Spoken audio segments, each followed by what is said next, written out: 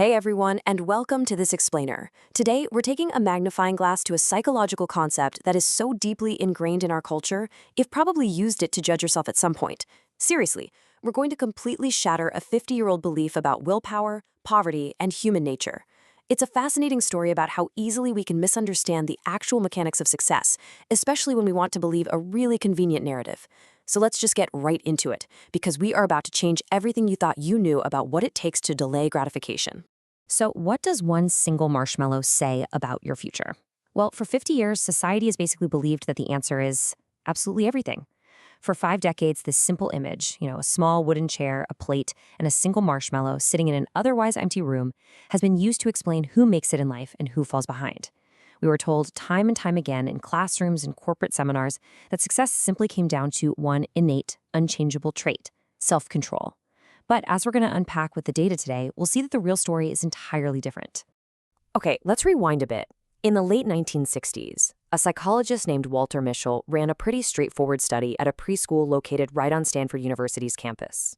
A young child was placed alone in a room with a marshmallow. The rule was agonizingly clear to these 4-year-olds. You can eat this marshmallow right now, or you can wait. If you manage to hold off until the researcher returns, you receive a second one. Some kids waited, some didn't. Interestingly enough, Mischel wasn't originally trying to predict anyone's grand life trajectory. He was studying something much narrower. He literally just wanted to observe how children cope with temptation in the moment. He noticed that the ones who waited longest weren't just gritting their teeth. They were actively distracting themselves. They'd sing little songs, cover their eyes, kick the desk. It was a really modest, fascinating finding about coping mechanisms. Honestly, it didn't need to become a legend. But what started as a modest preschool observation in the late 60s mutated pretty dramatically over time. Years later, when those kids reached adolescence, Mischel and his colleagues tracked down some of the original participants. They compared their preschool wait times to how they were performing as teenagers. The result? The children who had waited longer for that second marshmallow had, on average, noticeably higher SAT scores. That single correlation essentially set the world on fire. Fast forward a few decades, and this idea absolutely exploded. It became one of the most quoted findings in modern psychology. Entire parenting guides were built around teaching this kind of restraint, massive bestsellers were written, and corporate training programs adopted it as gospel for identifying high achievers.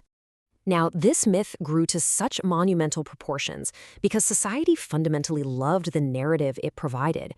The idea that success is earned through character and self-control is deeply flattering, right? The marshmallow test offered this irresistible proof that the ability to delay gratification was the true, solitary engine of a good life. It spread like wildfire because it validated people who already believed they'd earned their success purely through their own grit and moral fortitude. But here's the catch. In fully embracing that clean, simple narrative, we completely ignored the messy reality. We ignored the massive impact of luck, money, and environment. Because we liked the story we were hearing, almost no one stopped to ask the most important, fundamental questions about the original study itself. Which brings us to the fatal flaw. To really understand it, we have to take a step back and ask, who exactly were these children? Turns out, the children in that 1960s experiment were absolutely not a representative cross-section of America. At all. They were the sons and daughters of Stanford faculty, graduate students, and university staff. This was an extremely narrow, highly privileged slice of society. These kids were drawn from one of the wealthiest, most highly educated, and most stable communities in the entire country. They lived in an environment where promises were kept, where pantries were full, and where the future was incredibly secure. And here is perhaps the most astonishing detail of the whole shebang. Less than 100. Yep, that famous follow-up study, the one that directly tied preschool wait times to teenage SAT scores, the exact correlation that defined human nature and shaped parenting philosophies for 3 straight decades, tracked fewer than 100 of those privileged children.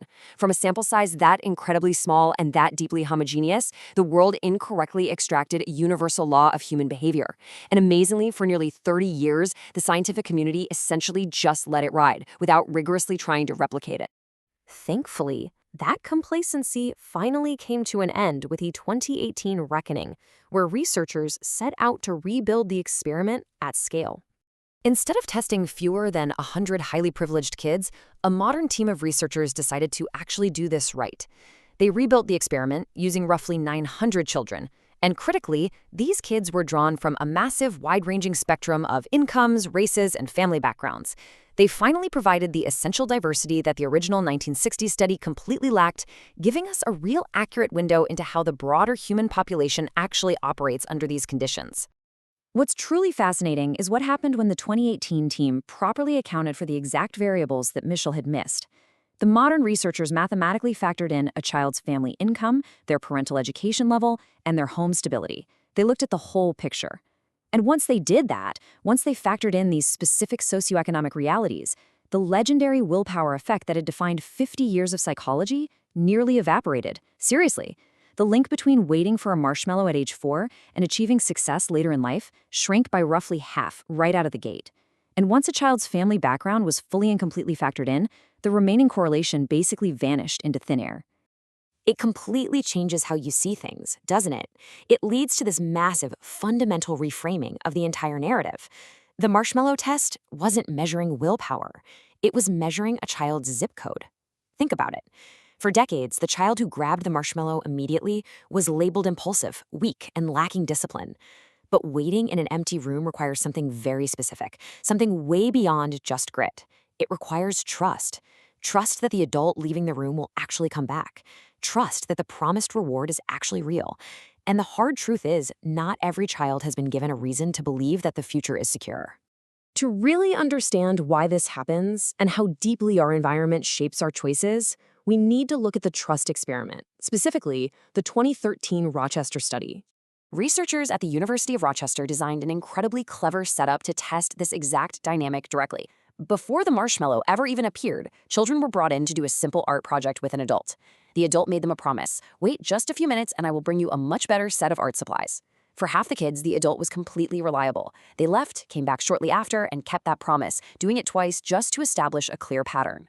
But for the other half, the adult was entirely unreliable. They made the exact same promise, but broke it twice, coming back empty-handed and apologizing that they couldn't find the supplies. So the researchers were deliberately priming these children to view the adult world as either entirely trustworthy or entirely untrustworthy. Only after this primer did they bring out the marshmallow. And the results? Absolutely astonishing. Children who had just interacted with a reliable adult, someone who actually kept their word about the art supplies, waited an average of 12 minutes for the second marshmallow. Now, if you've ever spent time with a 4-year-old, you know 12 minutes is literally an eternity. But the children who had just learned the adult couldn't be trusted, they waited a mere 3 minutes before eating the treat. That is a massive, 4-fold difference in wait times, and it was caused entirely by what the child had experienced just moments before the test began. It was the exact same test, the same brand of marshmallow, the same sterile room. Kids of the exact same age and developmental stage. The only variable in play was whether an adult had kept their word minutes earlier. This Rochester study definitively proved that the marshmallow test was never a clear window into a child's innate character. Rather, it was a mirror, perfectly reflecting the reliability of the world around them. You see, a child from a stable home learns very early that waiting pays off. But a child growing up in an environment where promises are routinely broken and the future is deeply unreliable, well, they learn something equally rational. You take the sure thing right now, because later may never actually materialize. And of course, this logic doesn't just magically disappear when we grow up. Let's look at the wider pattern, from childhood tests to adult choices. For decades, our old assumption was that taking the immediate reward meant a person was inherently impulsive, weak, or just had poor discipline. And we still do this with adults all the time, particularly regarding finances. When someone spends money immediately instead of putting it into a savings account, society loves to point the finger and label it as poor financial discipline or a lack of character. But the new reality reveals a completely different paradigm. If a person's life has repeatedly taught them that savings get erased by the next unexpected emergency, the next sudden medical bill, or the next crisis completely outside their control, spending what they have while they actually have it isn't recklessness. It is rational risk management in an unreliable environment. For far too long, we've unjustly labeled survival behaviors as weakness. It all comes down to this single, profound idea. Patience is a bet on the future. People only place that bet when someone has handed them a future worth betting on. Think about how much easier it is to be patient, to save money, to invest time when you have a safety net beneath you. When your environment tells you that the system works, delaying gratification is easy. It's honestly just a matter of logistics. But when your environment tells you the system is broken, delaying gratification isn't just difficult, it's a mathematically bad gamble. Now, to be entirely fair to the science here, researchers do note that the effect of early self-regulation isn't strictly zero. There is a tiny whisper of a signal there. But it's just a whisper. It is absolutely not the roar that an entire self-help, parenting, and corporate training industry built itself upon. When we reflect back on Walter Mischel's original 1960s data, we really have to recognize something deeply human. Somewhere in that original cohort was a 4-year-old child who looked at that marshmallow, looked at the researcher, decided the promise just wasn't worth the wait, and took the sure thing while it was sitting right there on the plate. For 50 years, we collectively called that child a failure of character. We used them as a cautionary tale. But in reality, they were just street smart. They had likely just learned, a little bit earlier than the rest of us, that the second marshmallow doesn't always come. So I want to leave you with a direct challenge to take out into the world. The next time you feel the immediate instinct to judge someone, whether it's a friend, a family member, or a total stranger, for choosing the present over the future, just pause. Ask yourself, what had the world already taught them about waiting? Some of us were lucky enough to be handed a stable future that we could inherently trust. The rest of the world was handed every rational reason not to. Empathy starts where our assumptions end.